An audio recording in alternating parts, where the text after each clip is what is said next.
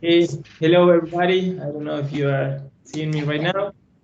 It's a pleasure to be part of these sessions. Thank you very much, Jean, for the invitation. As previous said, we are going to be a part of a session of introduction to Dataverse. I call it Dataverse 101.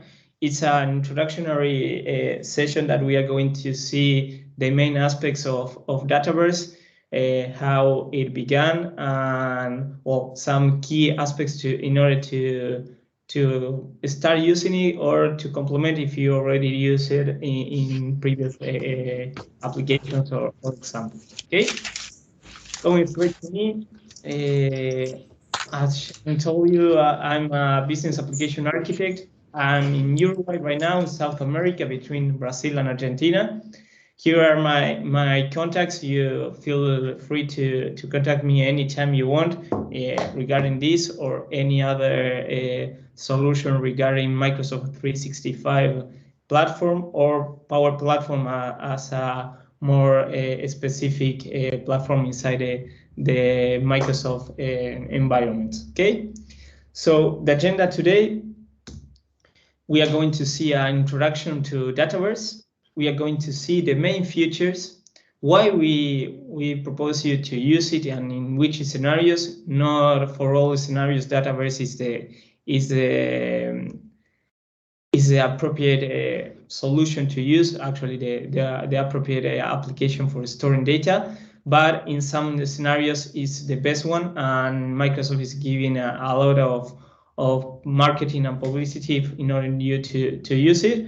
We are going to see a demo of what we saw in the main features and some of the components, and after that we are going to be having a little session of Q&A. Okay, feel free, of course, if you want to interrupt me or to ask any question by the chat or by raising your hand, and we can address it through the session. Okay, so what is Dataverse? Dataverse was known as Common Data Service. For those that doesn't know what is Common Data Service, Common Data Service was part of Dynamics. It was the storing system of Dynamic. Okay, but when Power Platform got to market and usage started to be more in a daily basis, the Common Data Service as a service was getting a little bit old and limited by its capabilities. That's why a rebranding of the Common Data Service, which a lot of more functionalities was brought to market with the name of Dataverse. But what is Dataverse? It's a cloud-based low-code data service and application platform. It's based for that. So the main objective of Dataverse is to store and modify in a safe environment all your commercial or business data in order to use it in a daily basis application. Why I'm referring to business data and why the importance of keeping it in live applications of common usage is because the data is stored and all the environment of Dataverse is developed in order to have a quick response to the usage. So it's not meant to be used as an SQL database or something that is going to have a lot of entries. Okay, it's something for you to use in a daily basis to have access instantly, basically, and to give to the final user a environment, a platform that can use and manipulate the data, like if they were using Excel or something like that. If they have some knowledge of SharePoint or even Access, the usage of the Dataverse platform is going to be transparent for the user, because you are going to have all the capabilities that Excel and all that more user-friendly databases offer. Well, you are going to have it in Dataverse in a more complex environment, but more connected environment also. Okay. Because it's part of the Power Platform, basically, you are going to have all the security that gives you Microsoft in terms of the ecosystem and in terms of validation and access. And it's going to have an integration to Power BI, Power Apps, Power Automate, and Power Virtualizations through native connectors that is going to enhance the capabilities of the Dataverse database and transparent for the developer and for those final users that are more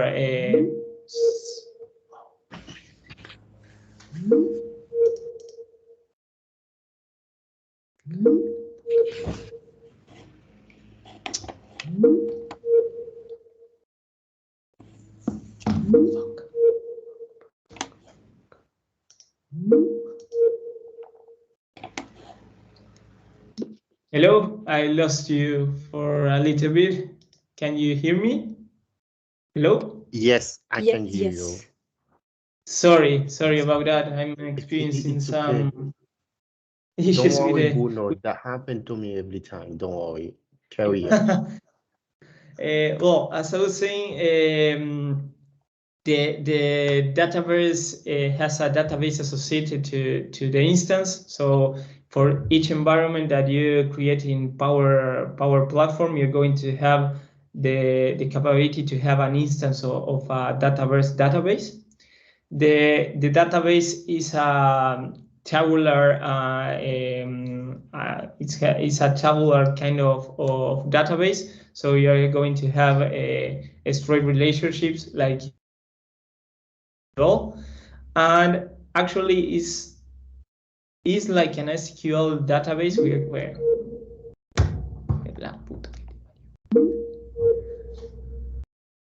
okay. ¿Qué carajo te pasa?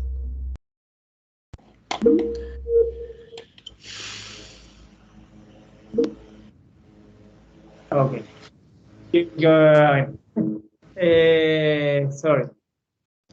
It's okay. The database of Dataverse is pretty straightforward as a SQL database.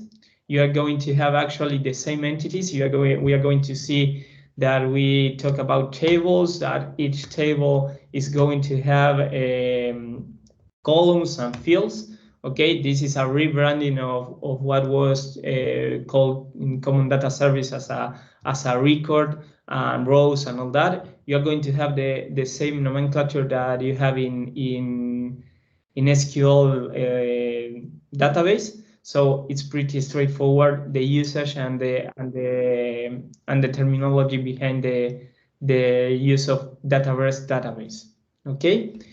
I said that databases are meant to be used for applications created in PowerApps or processes with Power Automate and all that are usually uses a slow amount or a small amount of data, but you usually dynamically. But this doesn't mean that you can store a lot of data in Dataverse. Okay, you can store based on the license you have up to 4 terabytes of data per instance. So in terms of applications, that's a lot of data that you can manage and work with. Okay, so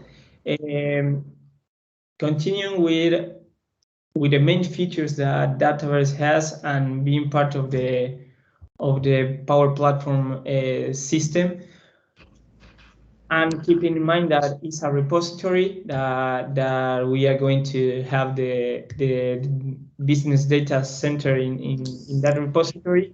We have to see the 5 main aspects that a repository of data has to have.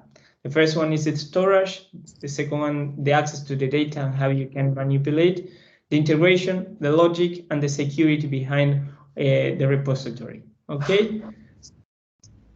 Regarding the storage, Dataverse is stored in Azure, so you're going to have the capability to have all the security of Azure. is going to escalate automatically without any extra maintenance. You are going to have it enabled globally, but and this is something that comes with the definition of the environment, you are going to be able to specify where the data is going to be stored. Okay, you can select any region where Microsoft has a data center, and you are going to be assured that the data is going to be all in that region. Okay, this is meant to keep some legal assumptions or legal requirements that you need to maintain with the storing of the data. Okay. Regarding the second point, that is the data, you are going to be able to create a model, to create new relations, to exploit the data, to get some reporting embedded in the same platform. You're going to silence someone. Not that well. Okay. You are going to be able to do that in a intuitive and user-friendly interface that is really pretty the same as using SharePoint in some aspects. I don't know if you know SharePoint, but for those that doesn't know what SharePoint is, it's a collaborative platform that exists from the 03, if I don't recall wrong, and it's all meant to manage all the documentation and all the business data of a company in a repository view. Okay, Dataverse obtains that actually the common data service has the same capabilities that some of the aspects of SharePoint, and this is a rebranding with some new features. So you are going to have an intuitive UI UX interface. Okay, you are going to be able to modulate all your models over there. You are going to be able to manage your information from an Excel template-based view. We are going to see that, and you are going to be able to play and to intersect the information in a more friendly way, comparing to the Azure SQL database or something like that. Regarding integration, it's based in Power Platform environment, so you're going to have all the native integrations with the 4 elements of Power Platform. Again, repeating myself: Power BI, PowerApps, Power Automate, and Power Visualizations, and also is connected with Flow, with Power Automate. Sorry, what used to be Flow. We are going to be able to connect any of the more than, I think, are now 270 other connectors of Flow. You're going to be able to connect it with your model, and you're going to be able to also obtain different models from other data. You can do it from an SQL database and create a virtual model that connects your Dataverse model with the model of the SQL, and you're going to be able to interact and cross information between the models, and you're going to be able to do all that from the Dataverse environment. Okay. Also, if you need another kind of integration or a more custom integration, it also has a REST API in order you to create all the data or to exploit the data as you most find it fit. Okay.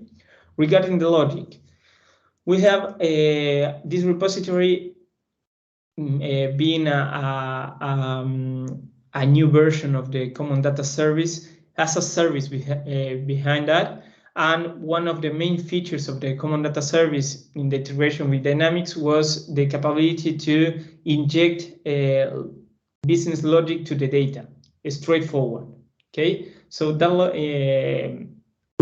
business logic is going to be able to be set by business rules, by business process flow, also by a Power Automate, or by a straightforward workflows. Okay, what are the business rules? The business rules are rules that are defined over the model that are going to be enable you to make some validations, are going to enable you to complete some information based in another fields automatically, and all that is done in a pretty low code, in a pretty simple, user interface, and it's all coded by a low code application that is embedded and done and developed with PowerApps over Dataverse. So that's one of the things that we are going to see in the demo, but you are going to be able to make some validations, and all those validations are going to be obtained from all your applications. So you create only one business rule over the data model, and all the applications that use that data model are going to obtain those validations. So you don't have to reproduce all of them in all your applications, okay? Regarding the business process flows, this is only available for those applications that are model driven, but enables you based on the information and the model to make some flows based on the information that you fill in some forms, or that you obtain from other models or from other processes that you might have. Okay, that's going to be shown in your model-driven apps, and you can interact that and create different scenarios based on the movements of the data in your model. Okay. After that, we have simple workflows that enables you to create some automated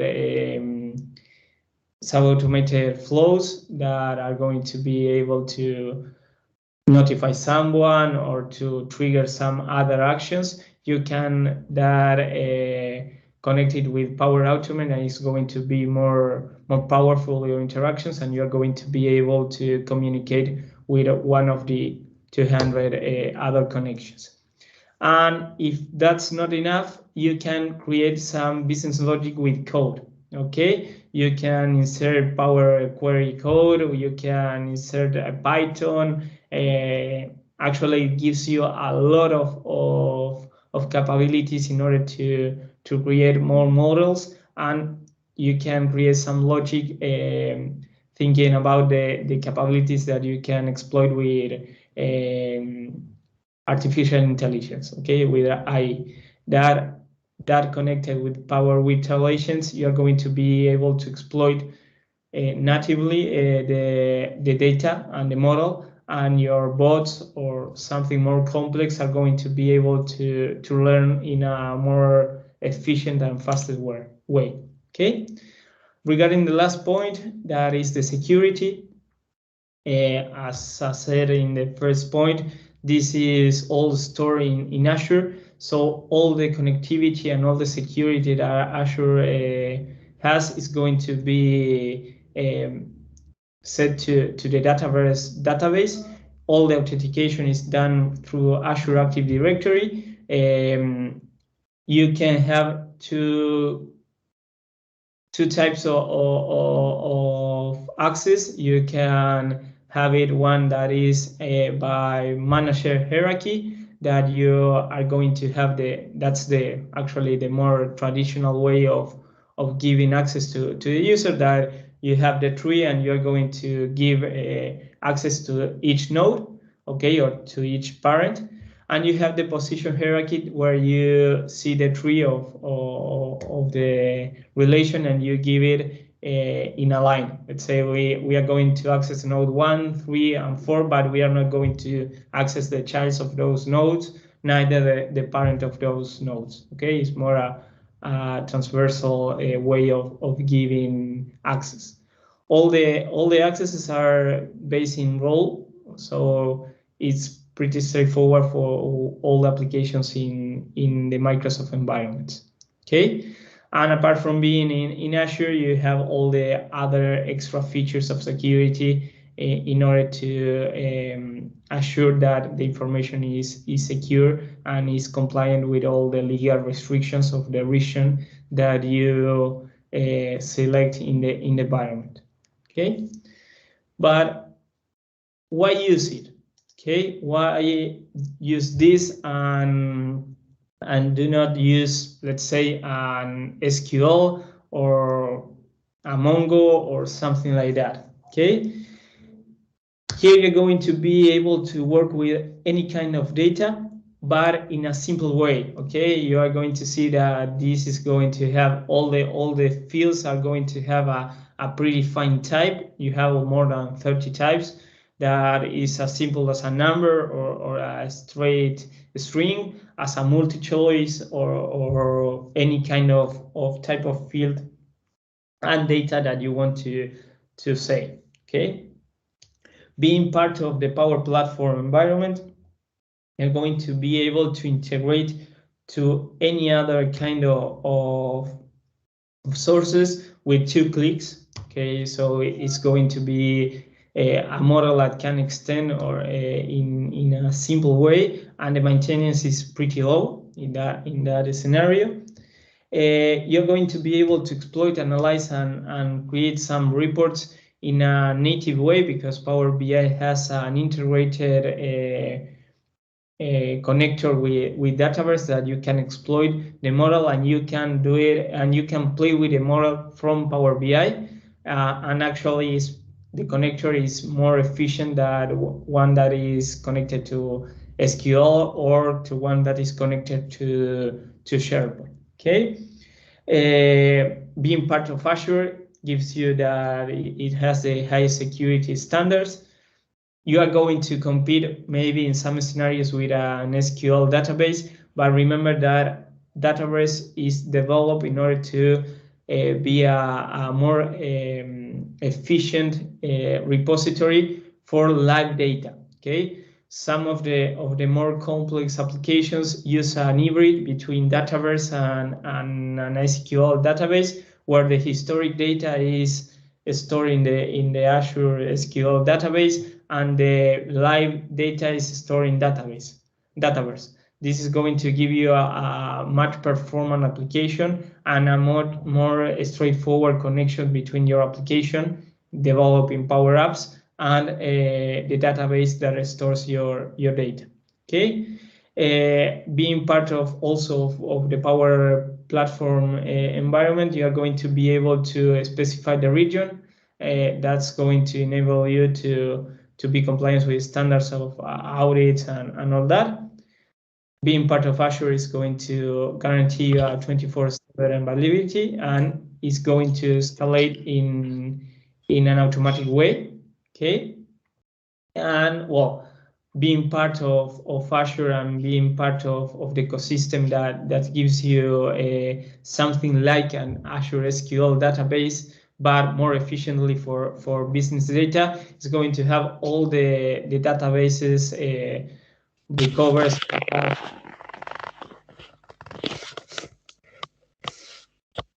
Sorry, someone is with a hand up. I don't know if.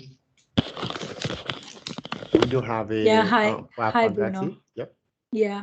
Just a quick question on the slide which you are just showing, Bruno. So the first point, like capability to work with any type of data. So when we say any type of data, are we talking about the unstructured data as well, like audio, video files, those kind of stuff? Yeah, actually, you can make an integration with SharePoint, and you can exploit the data that you have in a SharePoint repository, and you can use it in Dataverse. Or if you want, you can store it in Dataverse. You're going to need a special licensing for that, but you can also work with that. It enables you to have from the PowerApps applications who have the capability to upload files, to upload videos and all that, and store it in your same database. Or if you connect it, that is my recommendation, if you connect it with a SharePoint, it's going to store it in a tree-based structure that you can define. Okay, so Okay, yeah, thanks for answering that. But on top of that, I've got another question in mind. So when you're trying to, explain here like why one should use Dataverse, like for example, when we talk about unstructured data, I mean just taking it as an example. So in Azure, like for example, Azure Blob Storage, it gives us the similar capability, right? You can use Azure Blob Storage, connect it to, for example, Power BI, and bring in your unstructured data as well. So I'm, still struggling to understand why then Dataverse is better in certain scenarios. Okay, okay. You can, yes, import it from Power BI, and you can connect it also to let's say to non-relational models like Mongo and all that, and bring it to your model and exploit it as your same model. But why Dataverse is better than, let's say, an Azure SQL database or something in SharePoint? It's the performance that is developed. Why is developed? Okay, it has a integration directly to PowerApps. Actually, is is being defined as your storage repository for PowerApps application. Okay, so it's innate for that usage. Okay. You are going to have a much better response having a Dataverse repository than having a SharePoint or Azure SQL. If you are creating applications from PowerApps, you are going to have much more capabilities, and you don't need to buy an extra license to use it from Power Automate. Okay, you're going to be able to exploit the data from Power Automate if you have the PowerApps license. And also it gives you, we are going to see, but it gives you a predefined structure in order you to enable natively the AI capabilities. Okay, we are going to see it, but when we create a new Dataverse database instance, is going to create a lot of tables that creates a complex model. Okay, that it should be enough for you to create most of the applications, and that is going to be exploited automatically with Power Agents. So let's say that you want to create the whole package. Okay, you want to create the application that for final users using PowerApps portals, or for internal use for PowerApps, where you are going to obtain the data. Okay, you are going to have a native integration with Power BI to see the data, how is behaving, and you can finalize the cycle by inserting Power Agents in order to make some of the actions automatically without much investment of time. Okay, that's the main capabilities that gives you Dataverse. Okay. Okay, yeah, thank you. I think that answers my question. Thanks, Bruno. Don't worry. I don't know if anyone else, because I'm hearing some noise. I don't know if someone else is with the hand up. No? No? Okay. So, when we are going to see it, then we are going to go straight to the demo. Okay. We are going to see the things that I was saying. We are going to see the predefined tables that are going to enable you to connect with Power Visualizations, to create a complex model if you want for all the applications. We are going to go against the good usage of the applications, and we are going to create a new table, and we are going to create some columns in that table, and we are going to create a business rule. It's a simple business rule, so you can see the UI and how simple it is to create some business rules over the model. Okay, so first of all, we are going to go to PowerApps. I already created a test environment. Okay, this test environment, as I was saying, I had to define the region where the data is going to be stored. Okay, and in order to access to the instance of the database, we are going to go to the data option in the left ribbon, and we are going to go to the subsection tables. Okay, if the instance is not created, you're going to have a button here that says create a new database. It takes around a minute or so in order to create the database instance, and it's going to create a predefined set of tables. Okay, as I was saying, it's going to create a lot of tables in order to enhance the AI capabilities, as you may see here. Okay, you are going to be able to have some other. Give me a second because I'm data lake. Where is the data lake? Okay, you are going to be created some tables regarding the data lake, because something I forgot to tell is that each instance of a Dataverse database has a data lake integrated, so you can add this model to a more complex data architecture. Okay, and you can interact with that with, let's say, if you are doing a complex architecture over Azure, you can use a connection to this instance using the data lake. Okay, and then you are going to have a lot of other tables that are going to try to create a model in order you to create any kind of application based in a business context. Okay, so basically when you are doing some applications for the business context, you are going to have contacts, you are going to have accounts and all that. Well, predefined is you are going to get a set of tables that you should modify in order to get what you need from the model. Why I'm recommending to modify the actual model is because you are going to have a lot of relations behind that, and all the AI capabilities are going to learn from that and going to process it much faster and in a more efficient way if you do it like this, rather than creating a lot of tables and creating the relations behind that. Okay, so as I was saying, I'm not going to go with the wide usage of this because it's a test and we have a little time. So I already created a table that is called amounts.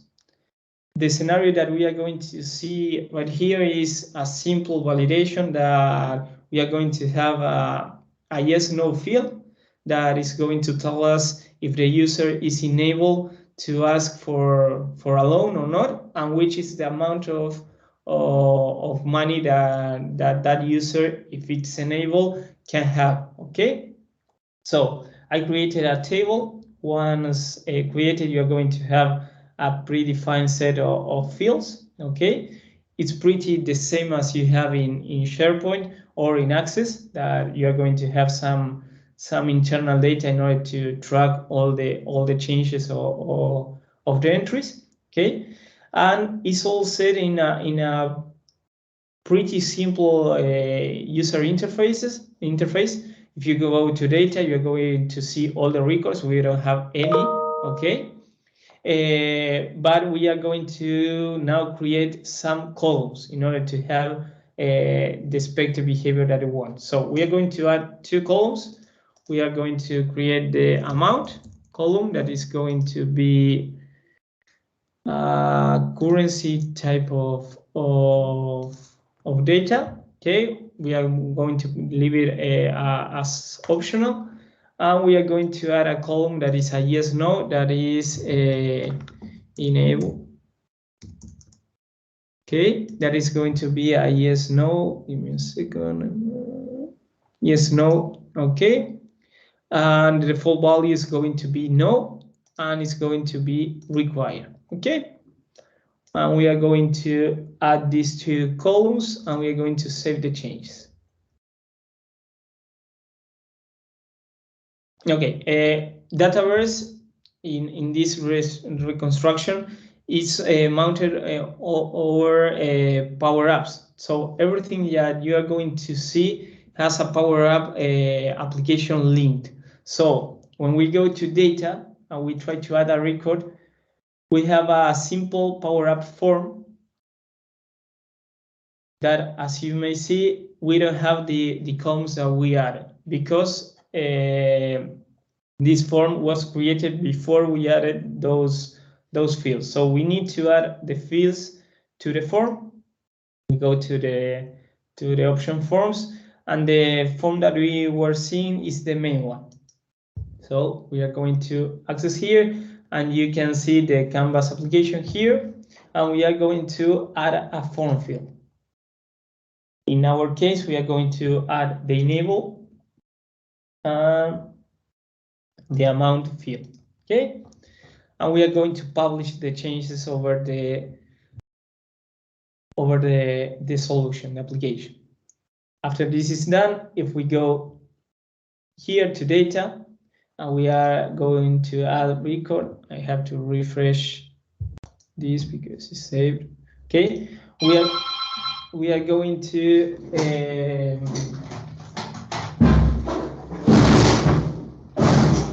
sorry about that. Okay, sorry. We are going to have the form here, okay, and we are going to be able to, let's say, add any record here, and we don't have any restrictions, so we could put that it's not enabled, and we can save this, and we are going to see the record that it hasn't, that it hasn't any restriction about that. We are not going to see either the fields here because this is the same as SharePoint. We have to go and add the fields that we want to see to the view. So we are going to put enable, and we are going to put the amount. Okay. As you may see, this is another application. So we are going to publish. Okay. And now if we go to data, we are going to see all the fields. But this shouldn't happen. Okay. We should have a rule that says that if the user is not enabled to have any loan, this value of the amount should be 0. Okay, and also we don't want to see the field in the form. So we are going to create a business rule. Okay, so going to the option business rule. We don't have any. We are going to add a business rule. And here you have also a sheet that you are going to create your business rules. You can create any amount of them, and you can make it as complex as you want. So here is the tree of decision. Okay, here you're going to have a preview of that tree in a more small view, and here you're going to see the code that is being created. Okay, so we're going to set here a new condition that is called enable. Okay, and the condition you're going to see is check that the condition is going to be set to the entity, okay, to the amount, and we are going to check if the enable field is equal to yes. Okay, and we are going to apply it. So the user is enabled. We are going to we are going to set the visibility of the field amount. Okay, we are going to set it visible, and also we are going to make it required. Okay, set business required, and we are going to set it required. Okay, here is going to be amount, and we are going to set it required. Okay, this is going to be triggered when the condition when enable is true. It's going to, sorry, we are going to put here amount visible, so we can Okay, and here amount required. Okay, this is going to set the visibility of the amount field, and it's going to set it as required. What happens if it's not enabled? We are going to hide the amount field. Okay, we are going to do it like that. We are going to set we are going to not make it required. Okay, not business required, and we are going to add we are going to set the field value in 0. Okay, so what's going to happen when the user is enabled to ask for money? It's going to set the visibility of the amount field, and after that it's going to be required for the user to enter a value. What happens if it's not enabled? It's going to hide that field. It's going to delete the requirement restriction of the field, and it's going to set the value of the amount into 0. Okay, so we are going to save this. Okay, and if we go here and we refresh, we have the new business role. Okay, we have to activate this in order to make it happen. So we are going to activate this. Okay, this is going to take a bit. Okay, and if we refresh here, you're going to see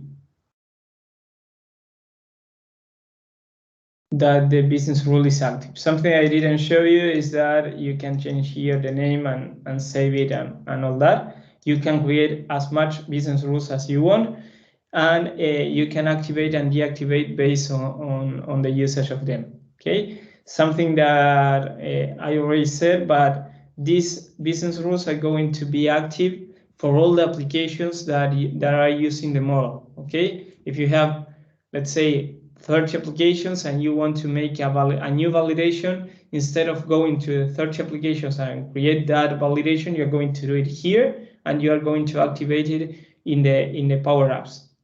Okay, in the PowerApps applications.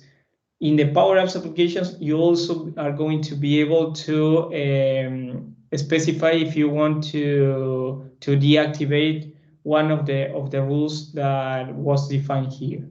Okay, so going again to data, and let's edit this record, and let's refresh because okay. As you may see, we have no. Okay, if we put yes, it's going to show the amount field, and it's going to be enable us to put it. As you may see, it's required now. If we change it, here it's going to disappear, and it's going to set the value to 0 again. Okay, so let's say that we want to change this. We're going to save and close. We are going to refresh this, and we have that. And let's say that now Jean is not enabled to ask for any loan, and we are going to save and create that, and we are going to refresh, and you may see that the amount is 0. Okay, as you may see also, it's pretty simple to create any business rule, okay, that interacts with your table. You can create business rules in another context in order to obtain data from multiple tables, okay, and interact with that. And the powerful thing behind this is that you are going to be able to create business rules are going to be used through all your applications in one place. Okay, so if you are going to create a lot of business application, or you already have a lot of business applications, instead of maintaining all the rules and all the validations in each of the applications, if you define your model in the right way, you're going to be able to create it in one place and impact in all your applications. Okay, so we don't have much time. We have like 10 minutes left. So that's the general demo behind that. So I don't know if anyone has any question regarding the demo or something about the session.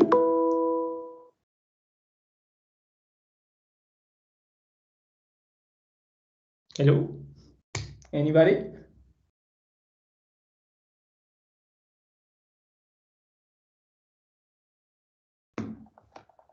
I didn't lost the connection, did I?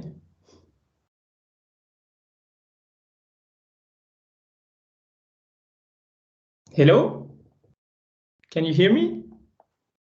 Yes, I can hear you. Yeah. Okay. Do you guys have any questions? Nope. Okay. Well, if you have any question regarding this or something more complex regarding Dataverse, please contact me through any of the channels. I'm going to be more than willing to answer you. And also, I hope that you give it a chance to Dataverse and try to exploit your business data through this repository. And you are going to see that it's pretty easy to create new applications in PowerApps, mainly if you use Dataverse as a repository. Okay, you are going to access the model pretty simple, and you create business rules, and you are going to have the application obtaining that in real time. Okay, so thank you again for the invitation. I hope you like the session, and see you next time then.